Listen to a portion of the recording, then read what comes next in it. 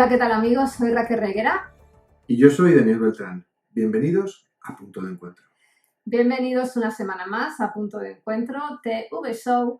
Y esta semana, bueno, pues el virus sigue ahí fuera, haciendo de las suyas, y nosotros vamos a seguir estudiando un poquito acerca del COVID-19, porque vamos a estar hablando de cepas, y no solamente de las cepas del virus, sino que también vamos a seguir hablando de otro argumento antivacuna, y hoy nos vamos a poner filosóficos, Daniel, porque vamos a hablar de la libertad. Vaya, fíjate la tan mentada libertad que llevamos escuchando y que muchos han esgrimido como excusa para básicamente hacer lo que les venía en gana. Sí, son libres, son libres. Empezamos con una frase de Thomas Stern Eliot que dice así: los humanos no pueden soportar mucha realidad. Y está claro que, bueno, pues ante la cruda realidad que estamos viviendo con el COVID-19, un hecho palpable es que la realidad más que nunca está siendo súper subjetiva, Daniel. Y que lo digas. Y bueno, pues es posible que esta subjetividad, bueno, pues venga precisamente motivada por la realidad tan trágica que es el COVID-19. Claro, porque aquí, Raquel, tendríamos dos cosas. Una es la realidad, la verdad, y solo hay una verdad. ¿De acuerdo? Bueno, solo hay una subjetivo, realidad. todo es muy Pero relativo, claro, ¿no? después está quien piensa o inventa sus propias realidades y las visten de opinión. Ajá. Ahí para mí está el gran problema y es la falta de sujeción a la verdad, a los datos.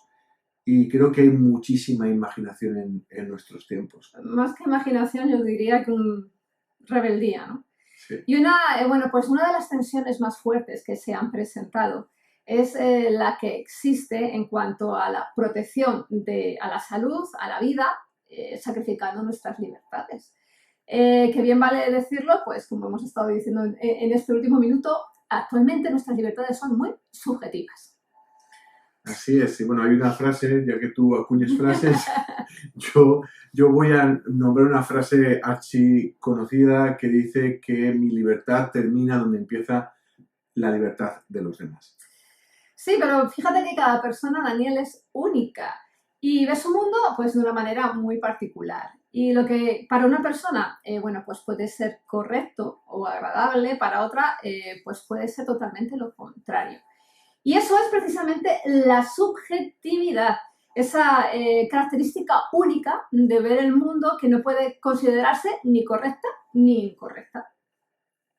Vamos, que como diría Henry Mayor Tomlinson, dice, vemos las cosas no como son, sino como nosotros somos. Sí, muchas veces vemos solo aquello que nos da la gana ver. Aquello que solamente queremos ver. Efectivamente, porque el problema de hoy en día no es que uno no edifica su argumento conforme a los datos que ve, dentro de la subjetividad, sino lo que uno hace es que primero edifica su argumento y después lo que hace es buscar los datos que confirmen su argumento. Por tanto, si ahí fuera yo decido que las ranas vuelan, ¿de acuerdo? Yo decido que las ranas también vuelan. Sí, muy propio. Me dirás que no, todos digo. Yo te digo, porque hubo un señor que escribió un artículo científico y dijo que las ranas volaban. Ajá. ¿De acuerdo? Entonces, ¿qué hago yo? De toda la realidad, 99,9% me va a decir que no estoy en lo cierto y a lo mejor un 0,1% alguien, un disidente, un zoólogo loco, ha dicho que las ranas vuelan. Y entonces hay uno por ahí que dice que hay unas ranas por ahí en los bosques tropicales que tienen membranas entre sus patas y que les permiten planear. De tal manera que yo finalmente empiezo a edificar mi argumento y finalmente llego a la conclusión, ¿de acuerdo? Que yo además me he visto de justicia y de todo, y de cante, de la verdad, atalaya. Soy un rebelde, Y sin al final, causa, porque el mundo está contra mí. Al final las ranas vuelan, Raquel. ¿Sí? Sí. ¿Qué dices? Sí, las vuelan sobre todo cuando tú las metes dentro de una olla con agua hirviendo, vuelan, pero ya ves tú cómo deprisa.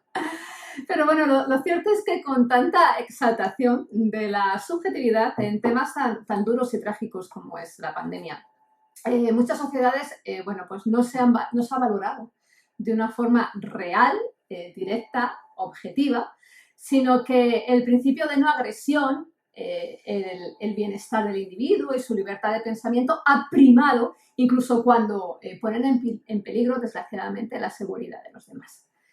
Así es que, por un lado, pues mira, Daniel, encontramos el pensamiento liberal, que se planteó el dilema en que para llamar la atención sobre los límites que tiene el Estado en materia de restricción de libertades, bueno, pues en cuanto al virus en sí, hay que tener en cuenta que en una sociedad democrática, pues que esta restricción del Estado pues debe de ser mínimo, ¿no? Claro.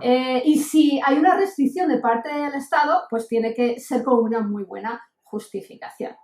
Pero por otro lado, estamos viendo el pensamiento libertario, que pues es una caricatura en sí del pensamiento liberal y que se aferra a la idea de que ya basta de restricciones, señores, que cada quien se defienda como pueda, pies para que los tenemos, y que, vamos, que nadie está moralmente obligado a cuidarse si no lo desea. Así es que si te da la gana, pues, Muy bien.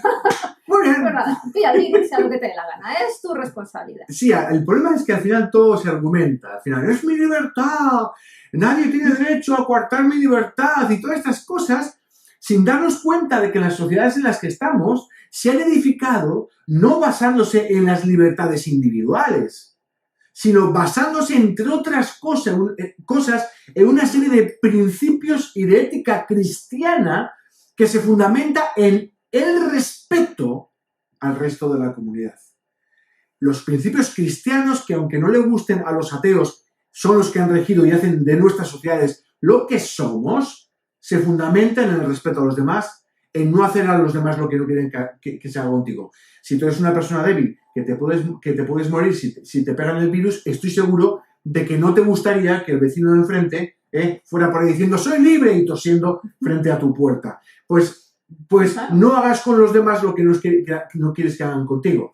La gente que es joven, que no tiene problemas, hemos visto muchas veces en gente joven que han hecho fiestas clandestinas, incluso cuando estaba todo prohibido, incluso a pesar de tener familiares de edad, y han seguido haciendo lo que les ha dado la gana, porque como ellos son fuertes, no les preocupan los demás. Mucha gente joven y gente de mediana edad les he escuchado esgrimir eso de que la gente no se muere de COVID, sino de otras cosas. Como si la gente, no sé a cuántos conocéis, que se haya muerto de presión arterial alta o de obesidad, salvo que se hayan atragantado con algo.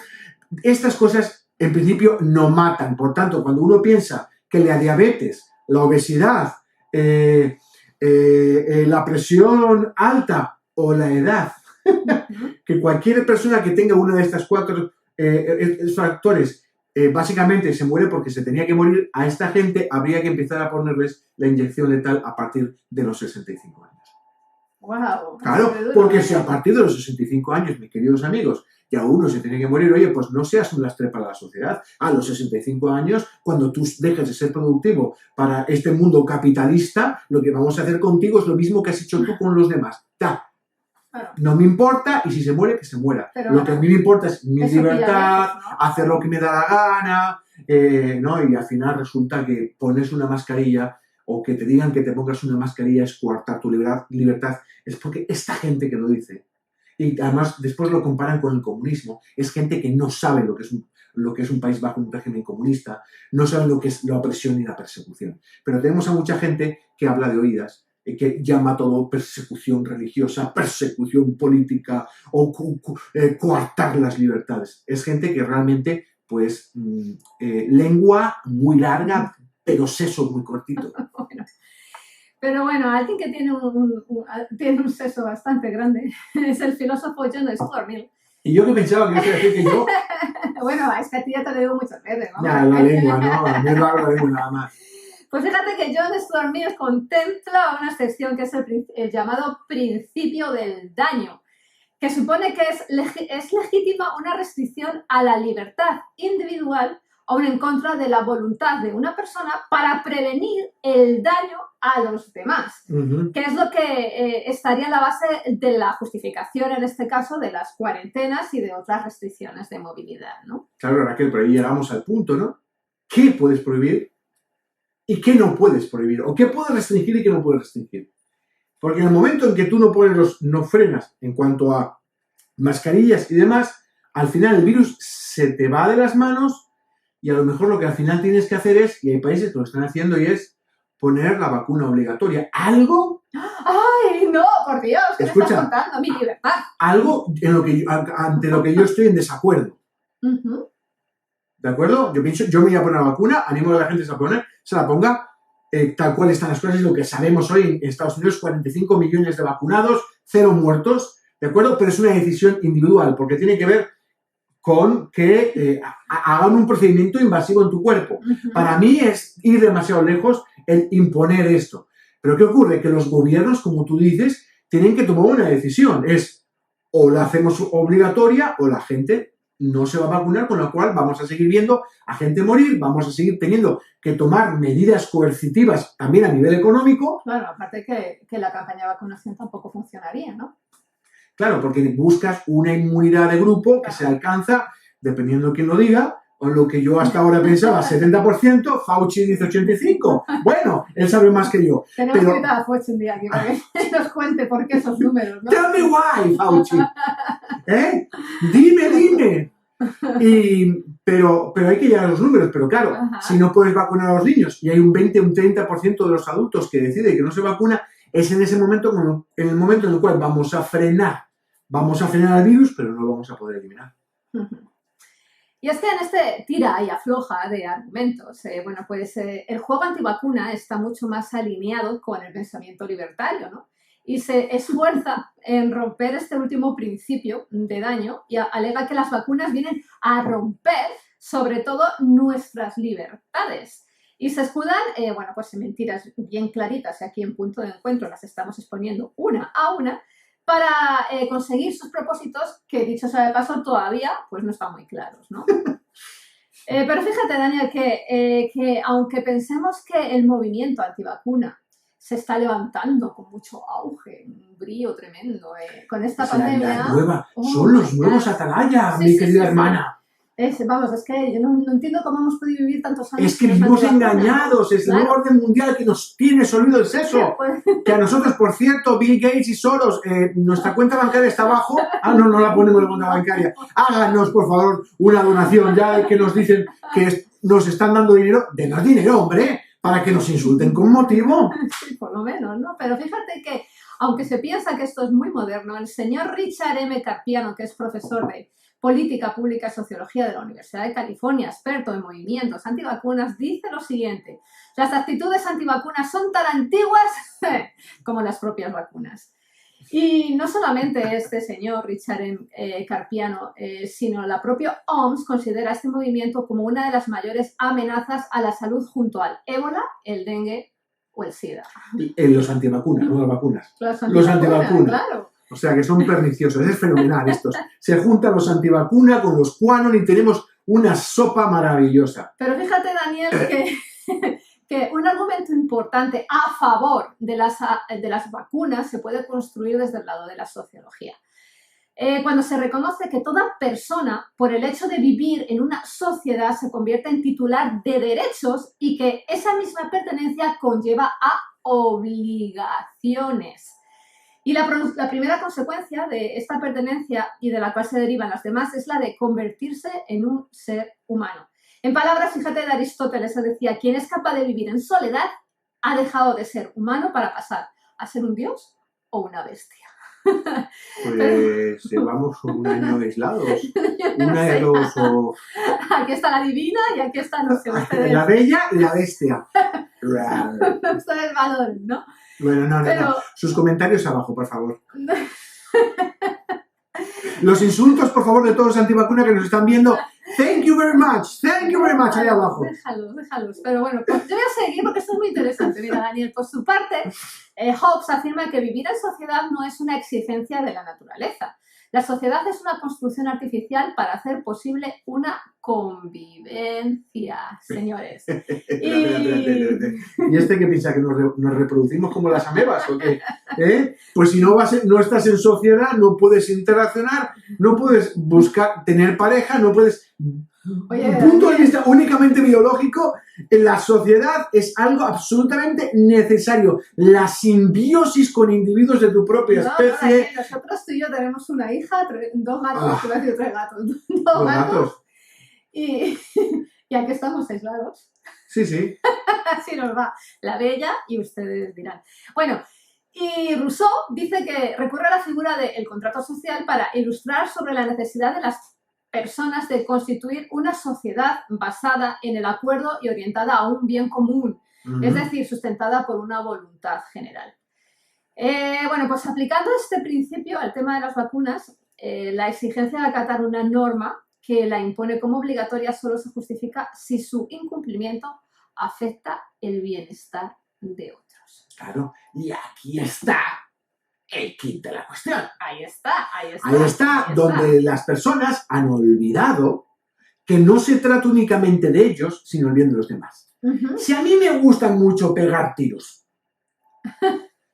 yo es que soy así, me gustan las escopetas y me lo paso muy bien pegando tiros.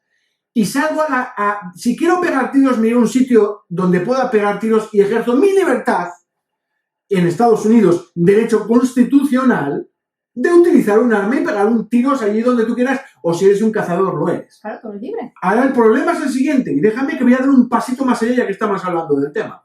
El problema es si tú sales a la calle y te pones a pegar tiros. En ese momento, tu libertad, ¿de acuerdo?, choca con la libertad de los demás, a los que puedes matar. Y lo que está pasando con este virus es que estás pegando tiros y el 1% de la gente a la que se contagia fallece. Ahora déjame que vaya un poquito más allá. Porque hay algunos que han pensado que ejercer un derecho constitucional de llevar armas es poder utilizar este derecho constitucional no para defenderse, sino para ejercer una manipulación, ¿de acuerdo?, sobre las demás personas, plantándose en capitolios y plantándose donde les ha dado la gana, tanto los de ultraderecha como los de ultraizquierda en Estados Unidos, tanto los ultraderecha y supremacistas blancos como los de este grupo afroamericano, no sé cómo se llaman, no es Antifa, otro grupo armado que también se dieron vueltas con sus armas por la calle. Una cosa es que tú lo utilices para protegerte o porque sea costumbre ya, otra cosa es que tú vayas donde hay gente que no está armada y ejerzas una presión, una coacción sobre los demás. O cuando, por ejemplo, lo hagas incluso en el Capitolio de Estados Unidos. Esto tan sencillo de las armas es algo que todavía incluso la gente no es capaz de darse cuenta. Si yo tengo una reunión de vecinos... Vas con una escopeta. Imagínate, y vamos a hablar de si me dejan poner o no, extender un poquito la valla de mi jardín. ¿Qué hago? Yo voy a la reunión de vecinos y ¿qué hago? Hablo. Ahora, si me planto en la reunión de vecinos y pongo la pistola encima de la mesa, ¿qué te parece? No, tú extiende lo que quieras. Ay, me dirá, no, es mi derecho constitucional. No, perdona una cosa, las armas están para defenderse y no para robar la libertad de los demás. Por tanto, creo que este ejemplo de las armas es un ejemplo bastante bueno, que pega muy bien y muy, digamos, muy actual en Estados Unidos, y son ejemplos ambos de cómo las libertades individuales están destrozando la libertad de aquellos que son más débiles o que piensan que las palabras son más importantes que las armas. Y al final tienes a gente imponiendo su voluntad a la fuerza en contra del bien común y supuestamente defendiendo una serie de principios constitucionales que además dicen que están basados en principios bíblicos, de lo cual yo me río. Así es que en estas estamos, Daniel. Esta es una lucha de libertades, una lucha de poderes, una lucha de argumentos y una lucha de subjetividades. Pero el virus, señores, no es subjetivo. Es muy objetivo, es muy real y desgraciadamente estamos batallando ahora con nuevas cepas. ¿Verdad, Daniel? Así es que, ¿cómo tenemos que enfrentarnos a todo esto? Porque una cosa es lo que nosotros queremos en nuestra imaginación creer que es el virus y otra cosa es lo que es el virus en realidad. Claro, y el problema está... Yo me encuentro en esto, Raquel, un poquito como... Estamos hablando de cepas. Básicamente el virus está mutando. El virus muta de forma natural. Y hay cepas que básicamente tienen una ventaja sobre variantes del virus que acumulan mutaciones que les dan una cierta ventaja. De tal manera que si una mutación que hace que el virus se infecte más fácilmente o que el virus pueda reinfectar a gente que se haya infectado anteriormente, esto le da una ventaja y este virus se propaga más fácilmente. ¿De acuerdo? Pero hablando de esto, Raquel, y nos encontramos en redes sociales, y supongo que muchos de los que nos están escuchando, cuando nos escuchen en redes sociales, el problema está en que yo me encuentro como intentando explicarle a alguien sobre qué es un satélite, cuando la persona sigue pensando que la Tierra es plana.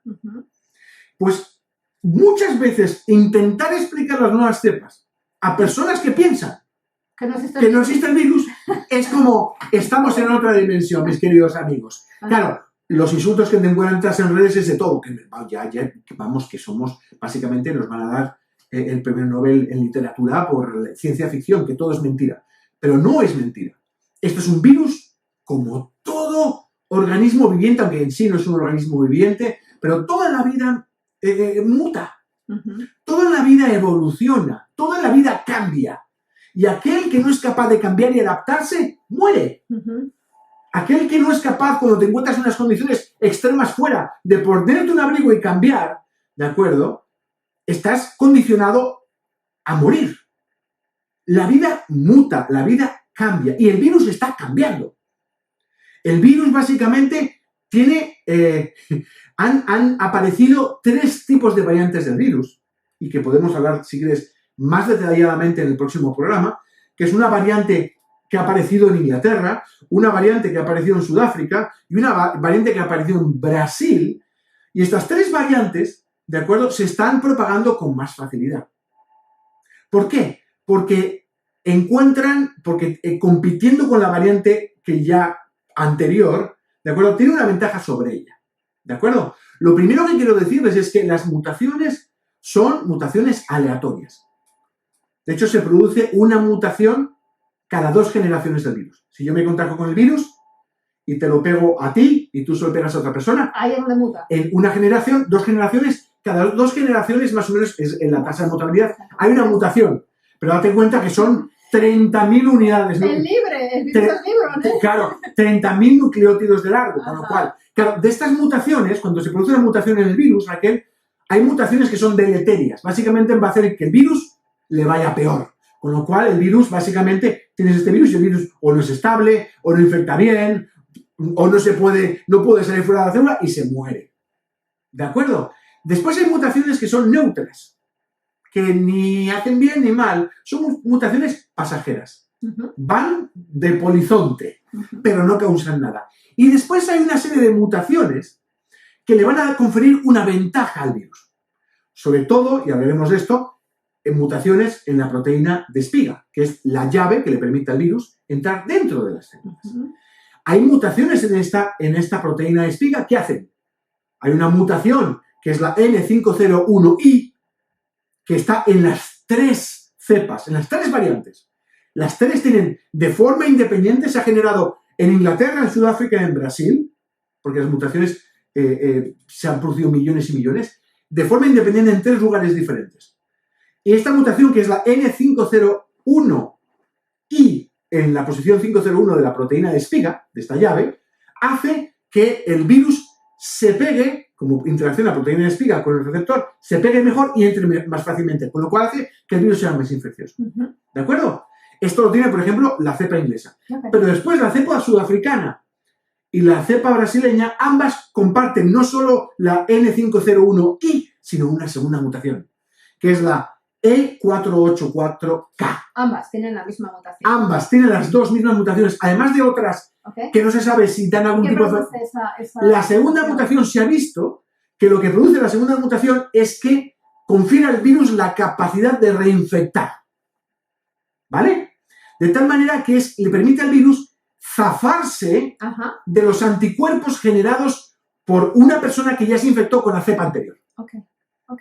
¿De acuerdo? No de forma total, pero sí en bastante medida, porque se sabe, esta cepa brasileña se ha propagado en Manaús, donde había un 60-70% de personas que habían pasado ya la primera infección que la primera cepa. ¿Y qué es lo que ocurre? Pues claro, que tienes 3 variantes que se están expandiendo, que una da, la inglesa sobre todo, una mayor infectividad, que va mucho más rápido, con lo cual... O sea, que es más fácil contagiarse, ¿no? Más fácil contagiarse, pero el aumento de mortalidad a lo mejor es un 20%, es poco. Y luego las otras... Y las otras 2 que están empezando a aparecer, ocupando pasado, todo África y todo Sudamérica. Si has pasado la inglesa, pero te contagias con la brasileña, no tienes anticuerpos, lo pasas. Puedes volver a pasarlo. No sabemos, aún no se sabe si con la misma gravedad o no, si los anticuerpos que tenías contra la anterior variante te ayudan a luchar contra eso. Pero parece ser, y en Brasil, con la nueva cepa ha habido muchos muertos. Entonces, Daniel, con lo que nos estás contando, ahora la pregunta es la siguiente. La vacuna, bien sea la de Moderna o la de Pfizer, AstraZeneca, ¿una sola vacuna es efectiva para los diferentes tipos de cepa? Las noticias son mejores de lo que parecía. Ok. ¿De acuerdo? Esperemos. Porque hay una cosa muy interesante y es lo siguiente, y hemos hablado de ello anteriormente, Raquel, y es las vacunas son más efectivas a la hora de generar inmunidad contra el virus que una infección en sí, básicamente. Tú te infectas con el virus y generas una respuesta de memoria inmunitaria, de tal manera que cuando te vuelves a infectar con otro virus, tú respondes ante él. Pues bien, cuando a ti te vacunan, la respuesta inmunitaria que tú tienes, vista en cantidad de anticuerpos y vista en lucha contra la nueva infección, es más potente que la infección en sí. ¿De acuerdo? Así que es mejor para ti vacunarte que pasar la infección. Okay. Por muchos motivos. Primero, porque no tienes riesgo de pasar ningún tipo de sintomatología ni de toda la patología asociada. Y segundo, porque te da una protección, una memoria mejor contra el virus. Dicho esto, estábamos hablando de que la cepa brasileña es capaz de escapar de la respuesta inmunitaria en personas que han pasado la primera cepa. Ahora bien, en los estudios que hay actualmente se está viendo que de media, ¿ok? Sabemos que cada vacuna tiene una eficiencia determinada. Pfizer y Moderna 95%, la de Novavax que llegará dentro de poco está en un 90%, la que acaba de sacar de Johnson & Johnson está en un 72%. Pero es interesante porque dependiendo de qué vacuna, la vacuna produce inmunidad contra las cepas inglesa casi igual, y sudafricana y brasileña de forma parecida. Pero vemos una reducción dependiendo de la vacuna, y la reducción es de un 10% en el caso de los nuevos datos publicados que salieron ayer a la luz de la vacuna de Johnson & Johnson, que pasó creo de un 72% en población norteamericana a un 64% con la población sudafricana. ¿De acuerdo? Entonces, es un descenso un 10%, pero bueno, la vacuna sigue funcionando. Con otras vacunas, el descenso en la eficiencia de la vacuna es un poquito más pronunciado. A lo mejor es un descenso en vez de un 10%, de un 20 o un 30%. Pero vamos a movernos en ese rango. Si tienes una vacuna que está en el 95%, ¿de acuerdo? Como ha pasado en el caso de Novavax, que estaba en un 92%, se piensa que hay una resistencia como del 60% contra las variantes más peligrosas, ¿no? Que pudieran escapar, que son como la sudafricana y la brasileña. Después hay otra cosa. Que tú te infectes después de haber sido vacunado no significa que vayas a tener la sintomatología grave. Y eso es una cosa muy interesante. Porque de las personas que han pasado la fase 3 de las 3 vacunas por ahora, quedaban 95% Pfizer, 95% Moderna, 72% Johnson & Johnson. No se ha reportado de los que se han contagiado ni una persona que se haya puesto grave, se haya puesto malita. Yeah. Con lo cual, ¿qué es lo que nos está mostrando? No solo es que la vacuna te dé una inmunidad, sino que te da una inmunidad elevada y si vas y te contagias, la vacuna, al darte, tú haber producido anticuerpos, te contagias, tienes un poquito de síntomas, pero gracias a que ya tienes el sistema inmunológico preparado, este virus no te vence. Fuerte, ¿no? ¿De acuerdo? Esas son las noticias extraordinarias. Extraordinarias. El problema es que no podemos perder de vista que es posible que aparezcan otras nuevas mutaciones que pudieran permitirle al virus escapar de las vacunas. Qué listo, ¿no? Es normal, tú cuando un virus muta, pero no se selecciona salvo que tenga una presión selectiva en contra. Ajá. Si yo tengo que pelear contigo por algo y yo tengo una mutación, ¿vale? Que me hace que mi mano esté así, y tú y yo tenemos que ir a pelear, pues tú me ganas porque tengo la mano así. Bueno, Pero ¿qué ocurre si esta mutación que me hace así, además me ayuda a resistir temperaturas bajo cero? Cuando llegan las temperaturas bajo cero, tú dejas de tener una ventaja sobre mí y yo tengo una ventaja sobre ti. Y a lo mejor no funciona igual de bien, pero cuando me expones... Entonces, ¿me entiendes dónde voy? Sí. Entonces, cuando se establece una presión selectiva contra el virus, es cuando las mutaciones que antes aparecían y como no tenían ventaja, se diluían, en ese momento empiezan a tomar el terreno de las demás. ¿De acuerdo? Entonces es muy interesante.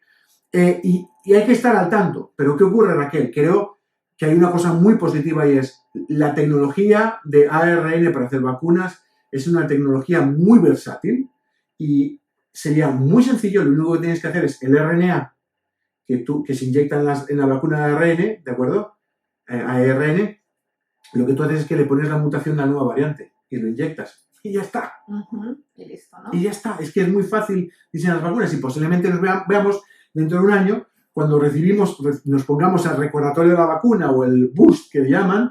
El boost que le den será una combinación entre secuencia de proteína espiga del virus original, el virus brasileño y alguno que aparezca por ahí, ¿no? Entonces haz un cóctel de tal manera que tú lo que hagas será generar toda una batería de anticuerpos que reconozcan tanto una variante como otra del virus. ¿Quién es más inteligente, el hombre o el virus? El virus no es inteligente. Pero parece, porque ¿no? las mutaciones se generan a priori. Son de forma aleatoria. Es la presión selectiva la que le da una ventaja. ¿Quién es más realista, el hombre o el virus? El virus es lo que es, el hombre se lo imagina. ¿Y quién es más libre, el hombre o el virus? El hombre. El hombre, pues. Sí, Vamos a abogar por esa libertad, pero una libertad que tenga cabeza.